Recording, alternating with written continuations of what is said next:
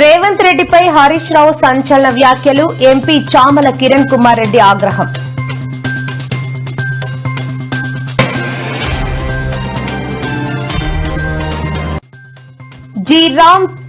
G చట్టాన్ని తీసుకురావడంపై Seethakka fire. Gandhi పేరు తీసేసి ఆయనను మరోసారి హత్య చేస్తారన్న సీతక్క.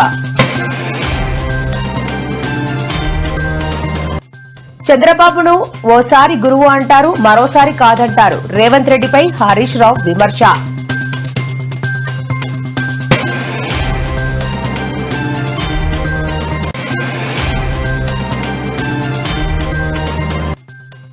అసెంబ్లీకి రమ్మంటే రావు, మా తోలు తీస్తావా? కేసీఆర్ కు మంత్రి పొన్నం కౌంటర్.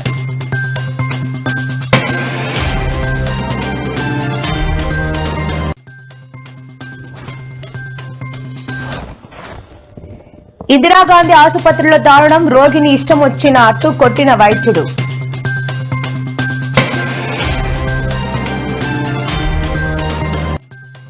వ్యక్తిగత హక్కుల భంగంపై కోర్టుకు పవన్ ఎన్టీఆర్. మే 12కు విచారణ వాయిదా.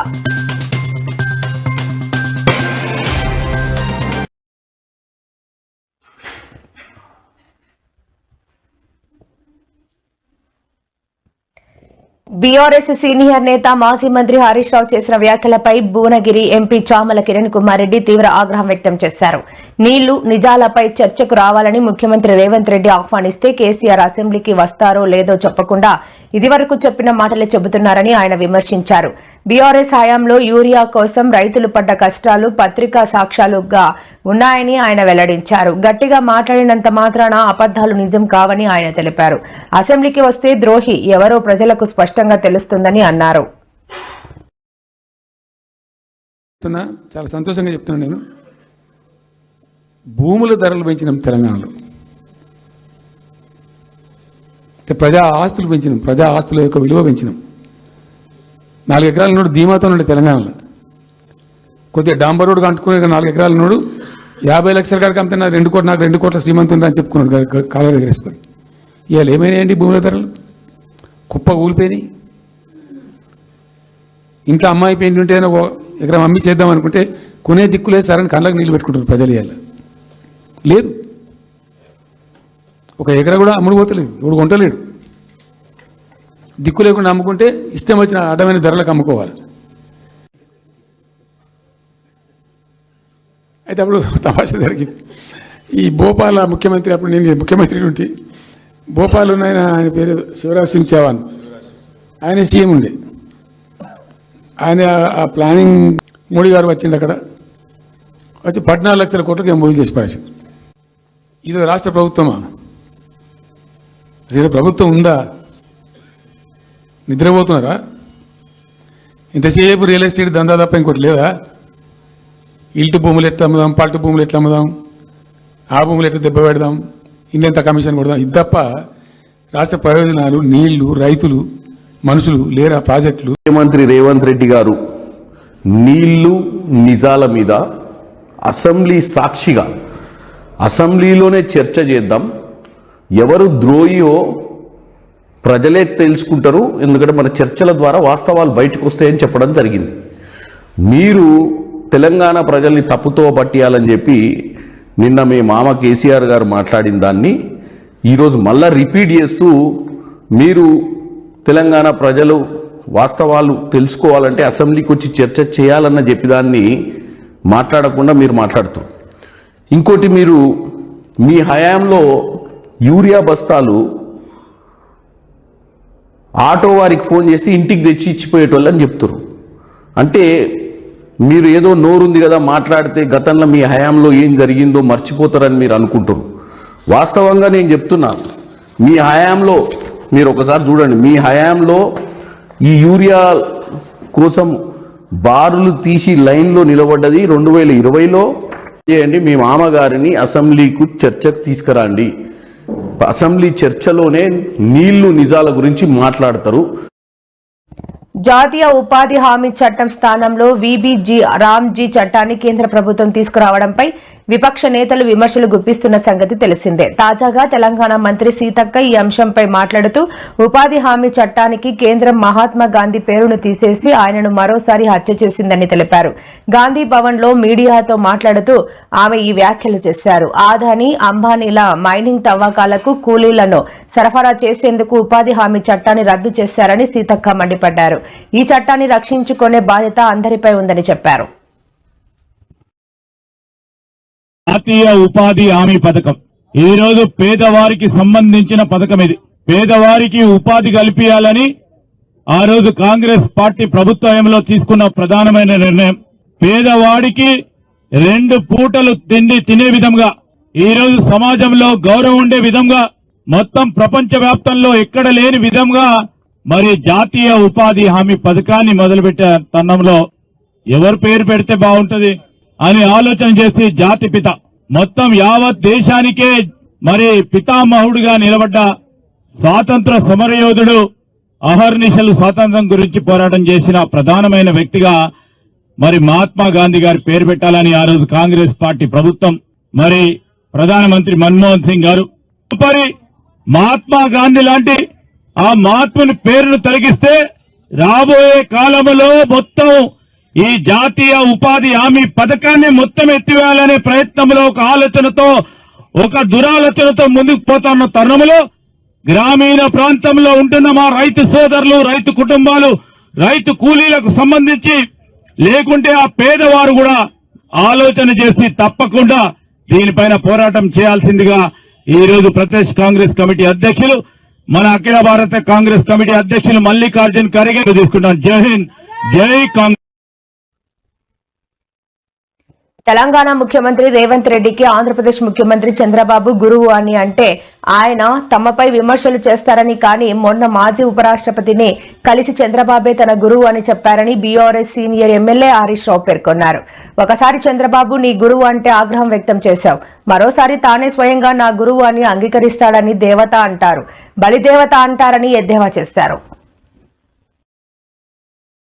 ఉత్తమ్ కుమార్ రెడ్డి గారు, నువ్వు చంద్రబాబు నీ గురువు కావచ్చు, సరే గురువు అంటే గుర్తొచ్చింది, అది కూడా ఇష్టం. ఒకసారి ఎప్పుడు అన్నాడు, మళ్ళొకసారి చంద్రబాబు గురువు అంటే ముడ్డుమికెళ్ళంతా అంటాడు. మొన్న ఎప్పుడు వెంకయ్య నాయుడు కనబడ్డప్పుడు చంద్రబాబే నా గురువు అంటాడు. నువ్వు నీ నోరుకు మొక్కాలను ఆయన దేవత అంటావు, బలిదేవత అంటావు, గురువు అంటావు, ముడ్డుమికెళ్ళంతా అంటావు. ఇక నేను మాట్లాడితే నోరు ఇంకేమన్నాడు అనేది.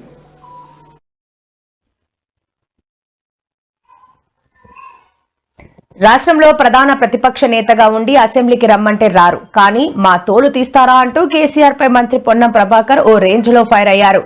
2 ఏళ్ల తర్వాత ఫామ్ హౌస్ నుంచి వచ్చి ఏది పడితే అది మాట్లాడతామంటే ఊరుకోమని తెలిపారు.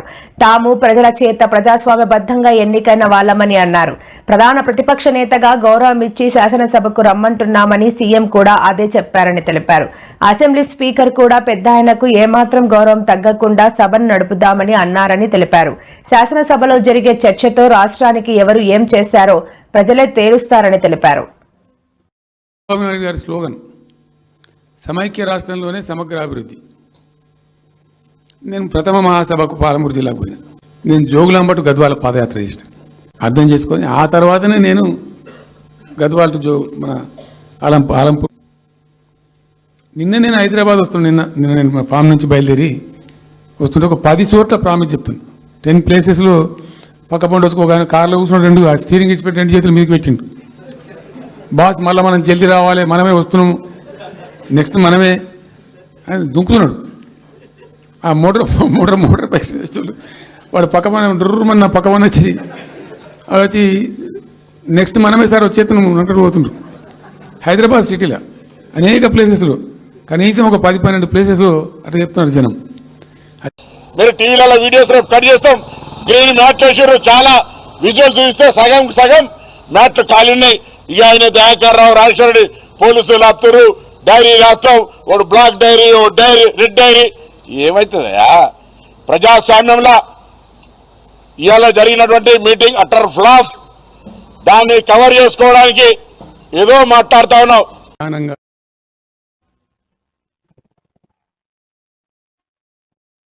సిమ్లా ఇందిరాగాంధీ మెడికల్ కాలేజీలో దారుణం జరిగింది. రోగిపై వైద్యుడు దాడి చేశారు. శ్వాసకోశ సంబంధిత వ్యాధితో బాధపడుతున్న రోగి పట్ల డాక్టర్ అమానుషంగా వ్యవహరించారు. చికిత్సపై ప్రశ్నించినందుకు బూతులు మాట్లాడుతూ విచారణ రహితంగా దాడి చేశారు. దీంతో రోగికి గాయాలయ్యాయి. అసలే శ్వాస తీసుకోవడంలో ఇబ్బందులు పడుతున్న రోగిపై దాడి చేయడం దారుణమని బంధువులు ఆవేదన వ్యక్తం చేశారు. వైద్యుడిపై చర్యలు తీసుకోవాలని డిమాండ్ చేశారు. దీంతో ఆసుపత్రి వద్ద ఉద్రిక్తత చోటు చేసుకుంది. మరోవైపు రోగిని కొడుతున్న వైద్యుడి వీడియో సోషల్ మీడియాలో వైరల్ అయ్యింది. डॉक्टर यहाँ पे बदतमीजी कर रहे पेशेंट के साथ लड़ाई पे आगे लो ये देख सकते हैं आप एक पेशेंट है ये डॉक्टर बदतमीजी कर रहे हैं यहाँ पे देख सकते हैं आप लो देख सकते हैं आप ये देखो डॉक्टर यहाँ पे बदतमीजी कर रहे पेशेंट के साथ लड़ाई पे आगे लो ये देख सकते हैं आप एक पेशेंट है ये डॉक्टर बदतमीजी कर रहे हैं यहाँ पे देख सकते हैं आप लो देख सकते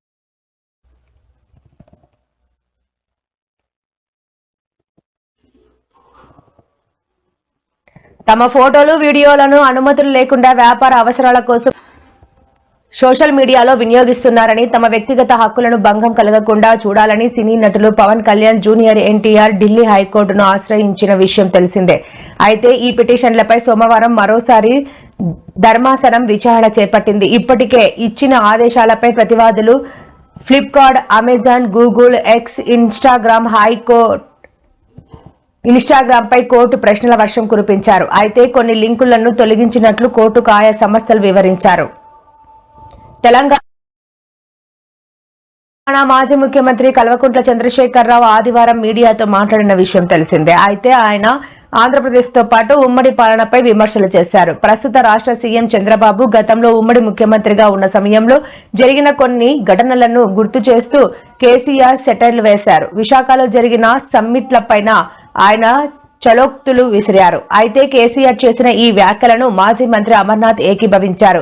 వ్యక్తిగతంగా తాను సమర్థిస్తున్నట్లు మీడియా ముఖంగానే ఆయన స్పష్టం చేశారు. చంద్రబాబుపై కేసీఆర్ చేసిన విమర్శలు 100% కరెక్ట్ అని వ్యాఖ్యానించారు. అప్పుడు చంద్రబాబు నాయుడు గారి స్లోగన్ సమైక్య రాష్ట్రంలోనే సమగ్ర అభివృద్ధి. నేను ప్రథమ మహాసభకు పాలమూరు జిల్లాకు పోయాను. మహబూబ్నగర్ టౌన్లో పెట్టాం. పెద్ద భారీ మీటింగ్ జరిగింది. దాదాపు 78,000 మంది వచ్చారు. ఆ మీటింగ్లో నాకు బాగా కోపం వచ్చి, ఏమయ్యా చంద్రబాబు నాయుడు, అప్పటికి ఏంటంటే కర్ణాటకకి కొంత ముంపు ప్రాంతం ఏమిటి దూరాల ప్రాజెక్టులో ఏంటంటే కొద్ది ముంపు ప్రాంతం కర్ణాటక రాష్ట్రంలో ఉంటుంది. ఒక 13 కోట్ల రూపాయల వరకు కాంపెన్సేషన్ కట్టాల్సి ఉండే. కట్టడు, ₹1 కట్టడు. ఏమయ్యా చంద్రబాబు నాయుడు గారు, నువ్వు దత్తత తీసుకున్నావు, కథ తీసుకున్నావు, డైలాగులు చెప్తున్నావు, ఇక చచ్చిపోతాను జనము, బొంబాయికి వలసలు పోతుండ్రు. ఇటువంటి పరిస్థితులలో కూడా కర్ణాటకకు డబ్బులు కట్టడానికి డబ్బులు లేవా? ఇదేనా సమైక్య రాష్ట్రంలో సమగ్ర అభివృద్ధి అంటే? పట్టిగా బ్యారేజ్ ఆ గోడ లెక్క కట్టిన విడిచిపెట్టేది చూసి తమాషా పడన్నా అని చాలా తీవ్రమైన విమర్శలు చేశాను. మోకాళ్ళ మీద పరిగెత్తి కట్టిండి చంద్రబాబు నాయుడు. అప్పుడు ఆ కర్ణాటక చెల్లించాల్సిన కంపెన్సేషన్ ఏదైతుందో మోకాళ్ళ మీద ఉరికి నా దాడి తట్టుకోలేక కంటిన్యూగా పెట్టాను. దాని తర్వాత చంద్రబాబు నాయుడు పార్టీకి సంబంధించిన ఎమ్మెల్యేనే ఆర్డీఎస్ దగ్గర బాంబులు పెట్టి పేల్చేయడం, అది మీ అందరికీ కూడా తెలుసు. బాంబులు పెట్టి పేల్చడం 2 సార్లు 3 సార్లు పేల్చారు. నేను ఫస్ట్ ఉద్యమంలో తెలంగాణ ఉద్యమం స్టార్ట్ అయిన తర్వాత మార్కెటింగ్ లేదా ప్రతిపక్షాలని మీద అన్యాయంగా కేసులు పెట్టడం, దీని మీద వారి శ్రద్ధ ఎక్కువ కనబడతా ఉంది తప్ప, ప్లస్ నిన్నటి నుంచి జగన్మోహన్ రెడ్డి గారు పుట్టినరోజు వేడుకలు చూసిన దగ్గర నుంచి వీటన్నిటితో కడుపుమంట ఒకటి. సో ఏదేమైనప్పటికీ నేను నిన్న కేసీఆర్ గారు చేసినటువంటి వ్యాఖ్యల్ని పూర్తిగా ఏకీభవిస్తూ, ఆయన చేసినటువంటి వ్యాఖ్యల్లో ఒక్క చిన్న మాట కూడా తప్పలేదనేటువంటిది నా తాలూకు వ్యక్తిగత. అనంతపురం శ్రీకృష్ణదేవరాయ యూనివర్సిటీలో ఉద్రిక్త వాతావరణం ఏర్పడింది. విద్యార్థులు నిరసనకు దిగడంతో క్యాంపస్ ఒక్కసారిగా వేడెక్కింది. యూనివర్సిటీ హాస్టల్లో కట్టెపు మాధుర్య అనే విద్యార్థిని అనారోగ్యంతో మృతి చెందింది. యూనివర్సిటీలో ఎంఎస్సి ద్వితీయ సంవత్సరం చదువుతున్న మాధుర్య ఆదివారం ఉదయం అస్వస్థతకు గురైంది. దీంతో ఆమెను చికిత్స నిమిత్తం అనంతపురంలోని ఓ ఆసుపత్రికి తరలించారు. అయితే అప్పటికే విద్యార్థిని మృతి చెందినట్లు వైద్యులు నిర్ధారించారు. యువతి వాడుతున్న మాత్రల వల్లనే ఆమెకు ఫిట్స్ వచ్చి ఉంటుందనే అనుమానాలు ఉన్నాయి. నిర్లక్ష్య వైఖరి విద్యార్థుల పట్ల యూనివర్సిటీ మొండి నిర్లక్ష్య వైఖరి న్యాయం చేయాలి. మాధురి గారి కుటుంబానికి ఏర్పాటు చేయాలి. ప్రాథమిక ఆరోగ్య కేంద్రాలను ఏర్పాటు చేయాలి. ప్రాథమిక ఆరోగ్య కేంద్రాలను న్యాయం చేయాలి. మాధురి గారి కుటుంబానికి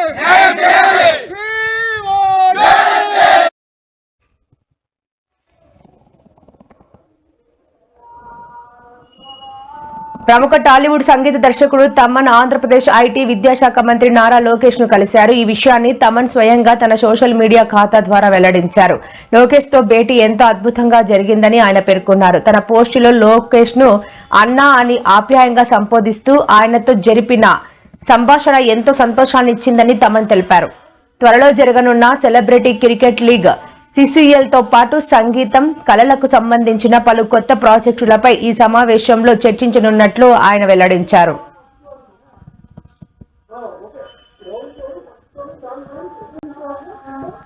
వైసీపీపై ఏపీ హోంమంత్రి వంగలపూడి అనిత మరోసారి విమర్శలు గుప్పించారు. వైసీపీ బాధ్యత రహితమైన ప్రతిపక్షంగా తయారైందని మండిపడ్డారు. చిన్నపిల్లలతో రప్పా అంటూ ఫ్లెక్సీలు పెట్టిస్తున్నారని విమర్శించారు. మేక తలలు నరికి రక్తాభిషేకాలు చేయిస్తూ వారిలో నేర ప్రవృత్తిని పెంపొందిస్తున్నారని దుయ్యబట్టారు. రౌడీ మూకలను కంట్రోల్ చేయడం, శాంతి భద్రతలను కాపాడటం పోలీసులకు సవాలుగా మారిందని తెలిపారు.